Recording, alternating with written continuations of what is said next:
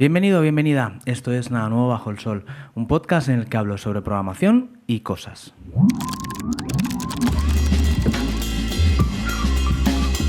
Nada nuevo bajo el sol.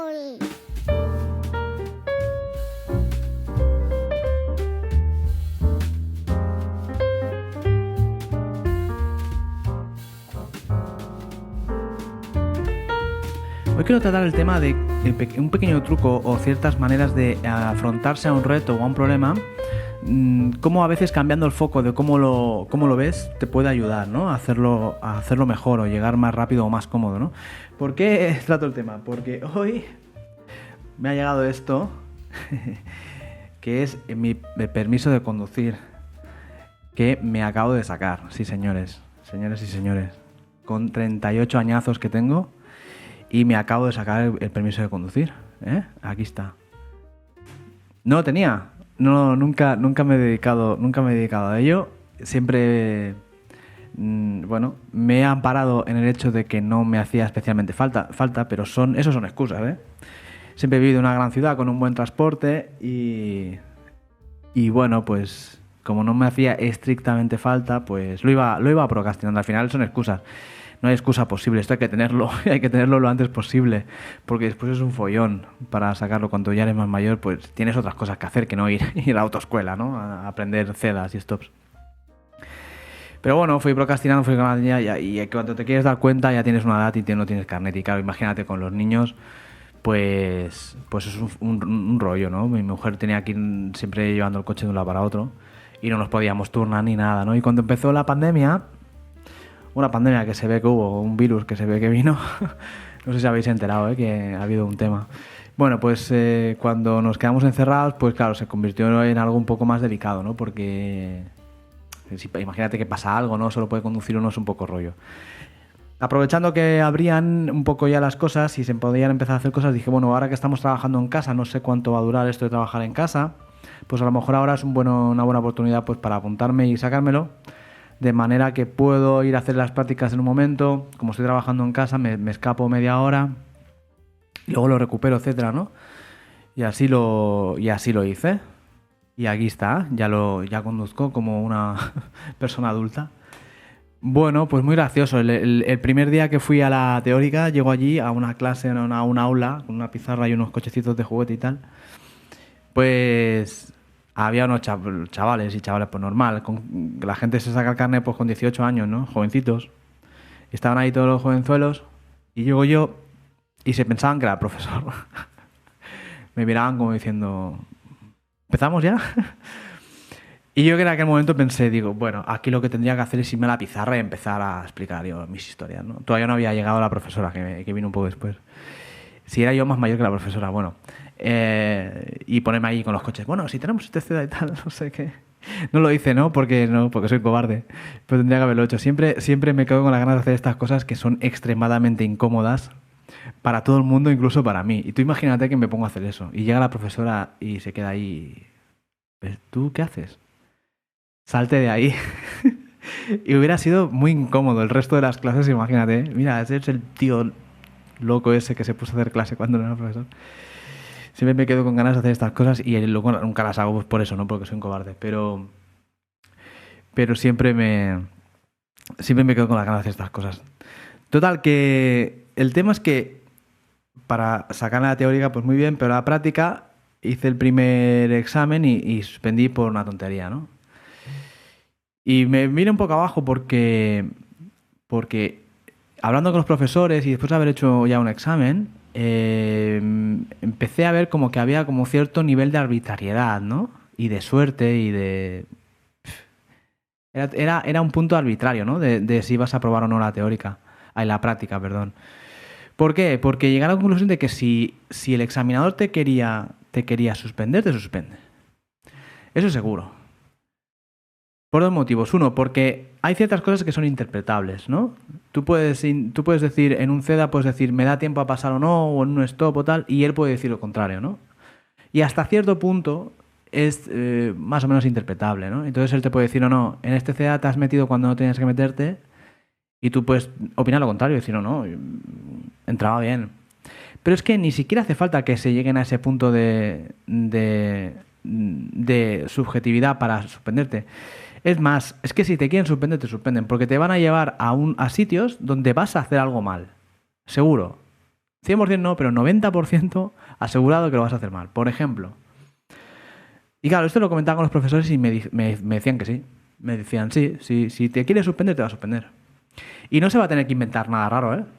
Te va a llevar a algún sitio donde vas a hacer algo que lo vas a hacer mal. Y lo vas a hacer mal. Por ejemplo, en las prácticas me llevaron a una especie de polígono industrial, ¿no? Con fábricas y eso. Y hay un sitio en el que hay una señal de obligatorio a la izquierda, ¿no?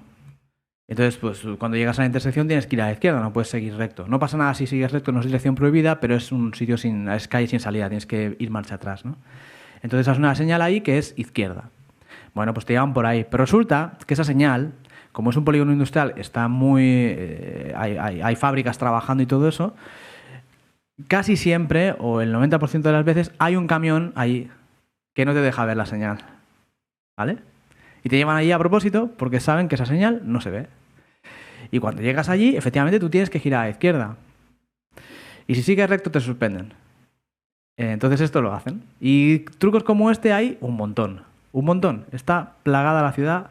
Y si no te sacan fuera por carretera o por lo que sea, te ponen incorporaciones que saben que son complicadas. Entonces, claro, ellos no te dicen nada. Si no te dicen nada, tienes que seguir recto. Pero claro, tienes que seguir recto a no ser que tengamos una señal de obligación a la izquierda, entonces tienes que girar. Pero esa señal, como no se ve, porque hay un camión, o no suele haber un camión, cuando la ves a lo mejor es que ya la has pasado, ¿no? Pues te suspenden. Y trucos como este hay un montón. Entonces al final, ¿qué tienes que hacer? Pues tienes que aprenderte de memoria estas cosas. A eso se reduce. Y al final dices, bueno, pero ¿qué pasa? O sea, es que al final me va a llevar a algún sitio que no habré ido. Y me va a llevar a un truco de esto donde hay señales que son un poco ambiguas o intersecciones un poco raras, que no es que lo vaya a hacer yo mal porque soy un alumno y me estoy examinando, es que lo hace mal todo el mundo. Y así nos lo decían los profesores. Es que estas cosas a lo mejor son situaciones un poco ambiguas, las señales no acaban de estar bien, no están separadas cuando deberían estar más juntas y tal, y que todo el mundo lo hace mal. Y os van a llevar ahí. Otro caso, por ejemplo, te metían también en otro sitio que también es como un polígono industrial, y te empiezan a dar vueltas, darte giros muy cortos todo el rato, ¿no? Derecha, ahora otra vez derecha, ahora izquierda, ahora derecha, ahora otra vez izquierda, izquierda otra vez. Y es todo el rato ceda, stop, ceda, stop, ceda, stop, ceda, ¿no? Y así. Entonces te marean ahí, te empiezan a dar vueltas, derecha, izquierda, izquierda otra vez, derecha, no sé qué, y empiezas a dar vueltas por el mismo sitio. Pues en una de estas te dicen derecha y hay un ceda y tú te metes para la derecha y ves que hay dirección prohibida, no se puede meter por ahí. Pero como te llevan mareando derecha, izquierda, derecha, izquierda, derecha, izquierda, te dicen derecha y tú te vas a la derecha. Y aparte lo hacen y fallas porque el ceda está pintado en el suelo de manera que se va hacia la derecha y la acera está hecha para ir a la derecha. ¿Por qué? Porque esa calle antes era para ir hacia allí, pero han cambiado el sentido de la carretera y ahora ya no se puede entrar. Y se ve la señal de prohibido, pero se ve cuando ya te has encarado, ¿no? Entonces, cualquier conductor normal, pues va para allá, se encara, ve la señal de prohibido y rectifica y se va. Pero bueno, eso ya es suspenso, ¿no? Porque te has metido o te ibas a meter a una calle que no te pueden meter. Y esto me lo hizo el profesor en una práctica, me dice, en 5 minutos te voy a suspender. Y yo ya flipando, claro, yo miraba, hostia, parece que va a llover, que se refiere a los limpias, yo qué sé, ¿sabes? Empiezas a mirar las luces, ¿qué estoy haciendo mal, no? Y efectivamente me hizo derecha, izquierda, no sé qué, pum, pum, derecha. Y yo, cuando me metí, vi la señal y rectifiqué, me dijo, ya estás suspendido. Y esto que has hecho tú lo hace cualquier conductor. Entonces me desanimé mucho, ¿no? Porque dices, joder, si es que esto al final da igual, ¿no? Que haga las prácticas bien o mal, o que me lo ocurre o no me lo ocurre, porque al final si se empeña en suspenderte, te va a suspender, ¿no? Y bueno, me pasó a la vez que estuve, entonces para la siguiente intento, andaba leyendo este libro, ¿vale? Can't Hurt Me de David Goggins. Es un libro un poco especial. He dudado en si recomendarlo o no y todavía no lo tengo claro si lo recomiendo o no. Ahora entraré en detalles. Pero bueno, él dice una cosa en el libro, que hay una diferencia de foco de cómo afrontar un reto o una dificultad o un problema, ¿no? O algo que tienes que superar. Es decir, en lugar de intentar lo imposible, tienes que dirigirte a lo inevitable. Y ese cambio me hizo pensar, ¿no? Claro, una tarea como esta, ¿no? Que tiene un punto de arbitrariedad, es, bueno, en cierta manera es algo imposible o algo muy difícil, ¿no? Nos olvidamos del carnet, es igual. Algo muy difícil, ¿no? Dices, es una tarea imposible. Bueno, es imposible hasta que empiezas a ponerte a ello. En cuanto empiezas a hacer lo que tienes que hacer para conseguirla, deja de ser una tarea imposible y se convierte en algo inevitable. Te estás dirigiendo a algo inevitable, ¿no? Y ese cambio de chip a mí me fue muy bien para eso, para darte cuenta y decir, no, a ver, tú ya has sacado la teórica, estás haciendo prácticas, sabes conducir porque lo sabes llevar.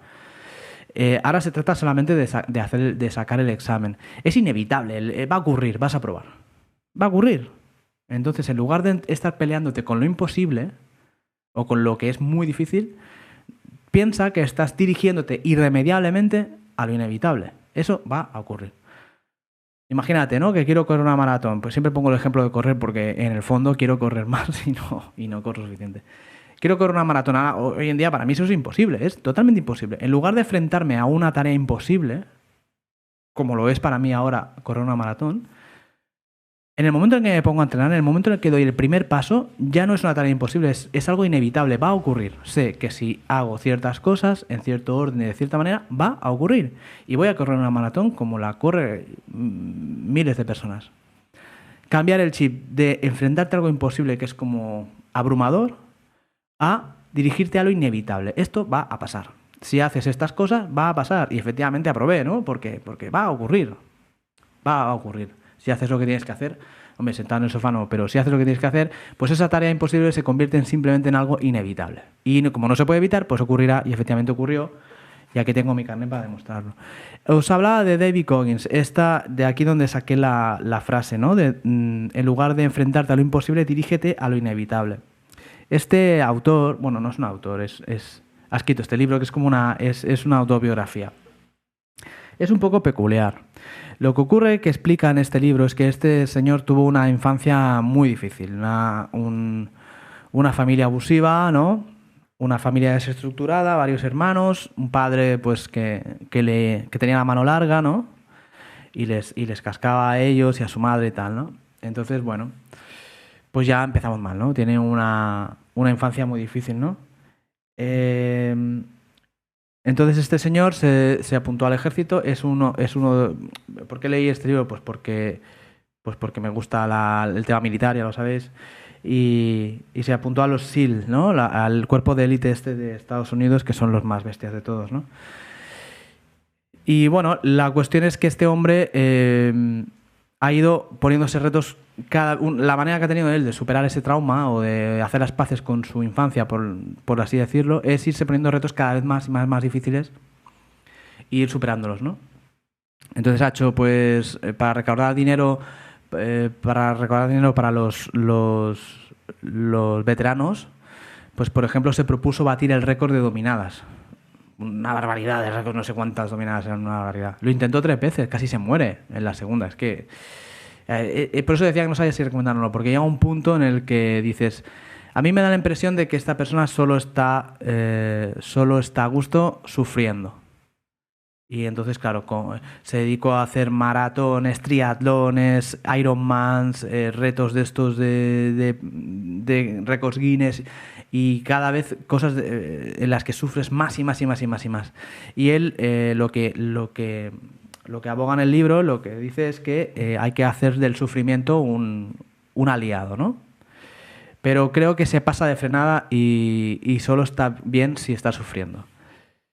Bueno, no lo sé. Hay partes en las que no me gusta, sobre todo el lenguaje que utiliza, pero las cosas como son. Si tú quieres motivación, porque él es corredor, ¿no? Hace de todo, pero básicamente es triatleta. Si quieres una motivación para salir a correr, estás en el sofá que dices, o sea, qué pereza me da, te lees 4 frases de este libro y sales pitando, ¿eh? Es como motivación funciona muy bien. Bueno, de aquí saqué la frase, ¿eh? David Goggins can't hurt me. Es muy activo este señor en las redes sociales. Si lo seguís en Twitter, siempre está colgando o en Instagram. Yo no tengo Instagram, pero siempre está colgando entrenamientos que hace y retos que pone, ¿no? Dice, vamos a hacer 100 dominadas en 100 días y no sé qué, cosas de estas, ¿no? Siempre está haciendo cosas de estas. Y a nivel de motivación, pues está bien.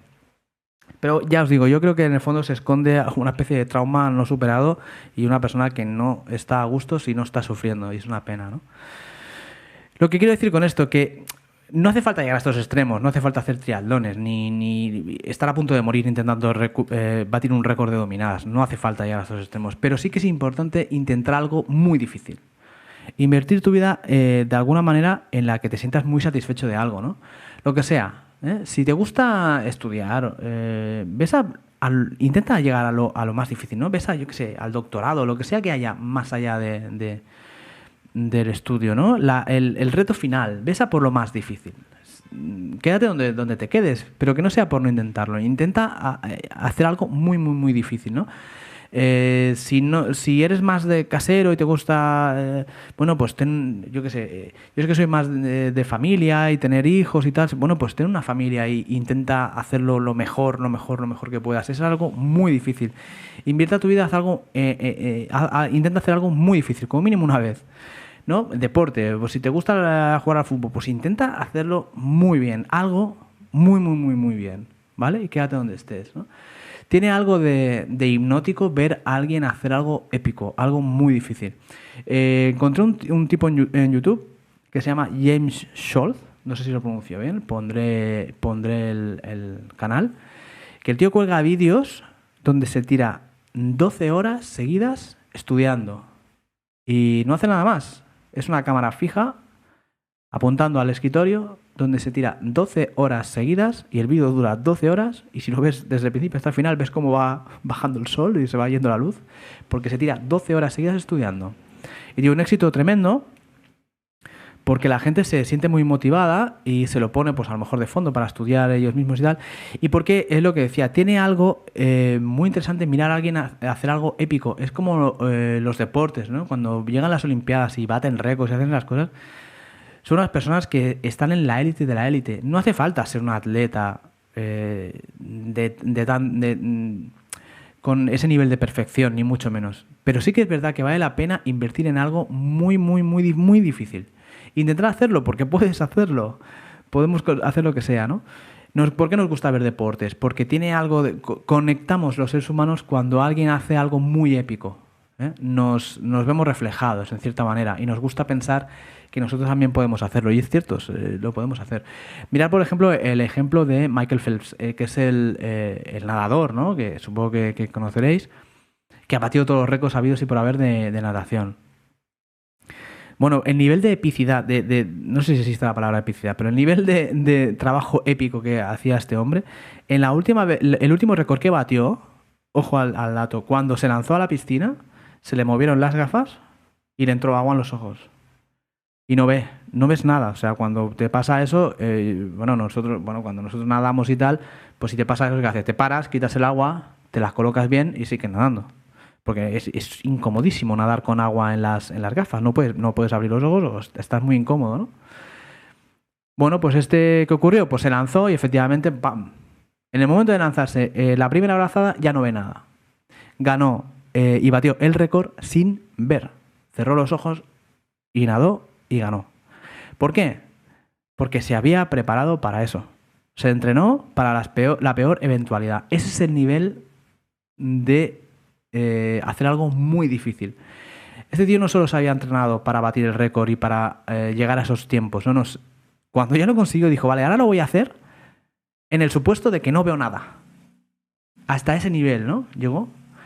Y cuando sale y gana y tal, se pone de pie y ves como en las imágenes se ve como coge las gafas y las tira con rabia porque no vio nada. ¿Pero por qué lo consiguió? Porque se había preparado para esa eventualidad. Había estado entrenando para la eventualidad de que se le cayeran las gafas, se salieran las gafas y no hubiera absolutamente nada. Es muy bestia. No hace falta ser Michael Phelps, ni mucho menos, ¿no? Pero si te gusta nadar, haz un entrenamiento a lo mejor no de profesional, pero sí de casi profesional, de iniciado, ¿no? Mira por internet a ver qué hace esta gente, cómo entrena esta gente. No vayas a la élite, pero intenta llegar a algo muy difícil, muy difícil. Porque al final tienes la sensación de que estás invirtiendo, estás haciendo algo que vale la pena con tu vida, ¿no? Yo qué sé, si te gusta la música, yo toco un poco la guitarra, ¿no? Si te gusta la música y has conseguido grabar una canción o has compuesto una canción, ¿no? Que todo el mundo chapurrea alguna cosilla y ha compuesto una canción, pues ves más allá, haz un disco, ¿no? No has hecho una, puedes hacer 10 más, ¿no? Ah, es que es muy difícil. Sí, es muy difícil. ¿No va a quedar estupendo? ¿No eres un profesional? No. Pero haz algo muy difícil de lo que te puedas sentir orgulloso, ¿no? Este es un poquito el mensaje que me quedo yo después de leer este libro, que ya os digo, en partes es bastante... es agridulce, porque ves una persona que no para de sufrir y que quiere más y más y más y más. Y cuando ya ha conseguido una triatlón de yo que sé cuántos kilómetros, tiene que hacer la que son, yo que sé, 4 días corriendo, una barbaridad, ¿no? Bueno, el objetivo, la lección que saco es eso, cambiar el foco. En lugar de intentar empeñarse en conseguir lo imposible, que no se puede, porque es imposible, por definición, lo que hay que hacer es dirigirse a lo inevitable. Es un cambio de foco, es un cambio mental. Es lo mismo, ¿eh? Es la misma tarea. Pero si dejas de pensar en ella como algo muy difícil, como algo imposible, y piensas en ella como algo inevitable, algo que va a ocurrir, pues la cosa cambia, ¿eh? A mí me relajó bastante. Pero bueno, yo creo que al final en el siguiente examen me aprobó porque el hombre no tenía mucha ganas de trabajar. Me puso 20 minutos, me dijo, ve recto. Y al final me dijo, aparca aquí, venga, aprobado. Pero bueno, yo iba ahí con mi con mi estado mental de esto es inevitable, va a ocurrir, voy a probar. Es inevitable, ¿vale? Se pongan como se pongan todos los examinadores del mundo mundial, yo voy a probar. Y a lo mejor no es esta vez y a lo mejor no la siguiente, pero es inevitable, va a ocurrir. Y efectivamente, es que claro, si vas con ese estado mental, es que ocurrirá, porque que tiene toda la lógica del mundo, ¿no? Entonces, dejad de pensar en lo imposible y centraos en lo inevitable. Espero que os haya gustado este episodio, que os sirva de este consejo para algunas cosas o algunos retos que tengáis por ahí pendientes, ¿no? Que siempre queréis hacer y que a veces pues no arrancas pues porque lo ves imposible. Bueno, no hace falta verlo imposible, ¿no? Hay gente que hace cosas mucho peores.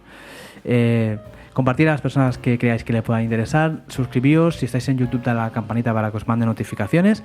Muchas gracias por escuchar y nos vemos en el próximo episodio. We have no bananas. We have no bananas today.